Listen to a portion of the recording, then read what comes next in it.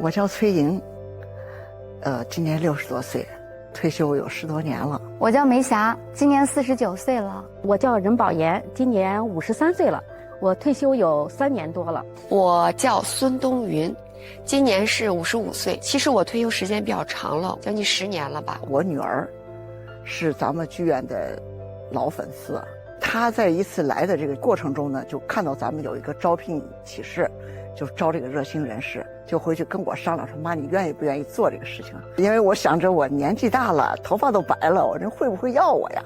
我们1毛钱是免费的，这个纸袋子带不到内场。我一直都有一个心愿，就是可以身穿那个漂亮的工服嘛，在工作中穿工装是显得人特别的精神，特别有自信。从来都没有想到有一天我会来到陕西大剧院，做一名热心人士，穿着这么漂亮的工装去服务大家，这真的是一个意外，也是特别大的惊喜。这个食品不可以的。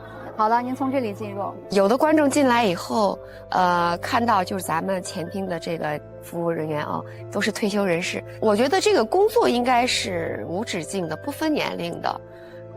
虽然到了这个退休的年龄，我们也退休了，但是我觉得我们现在也正值壮年的一个阶段。阿姨帮你看一下你的票，咱们票在3层啊。因为我们属于大龄就业者，是有着丰富的生活阅历和工作经验吧，可能有耐心，不急躁。当观众跨进剧院的这一刻，第一个看到眼里的是我们，那么我们就应该做好演出之前的所有工作，在前厅招呼观众，给他们指引怎么去哪个门进场，哪里上3楼，哪里上2楼，会给他们介绍哪个是舞剧，哪个是歌剧，哪个是音乐剧。从外地赶过来的观众，还有行李箱的寄存，还有那些特别体重大的包呀，还需要寄存，我们就及时指引他存到那个柜子里。还有观众的大衣呀，穿的羽绒服之类比较厚重的衣服，看演出也不方便，我们会及时让它挂起来。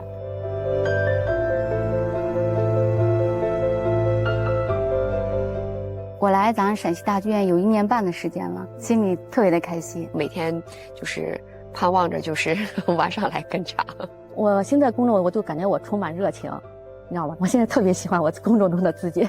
我觉得陕剧的这个确实是给我了一个舞台，真的是我要把这个事情更努力的做下去。我觉得我这个年龄了还能发挥点余光，还能融入社会，还能被大家接受，我觉得是我个人的一种自豪。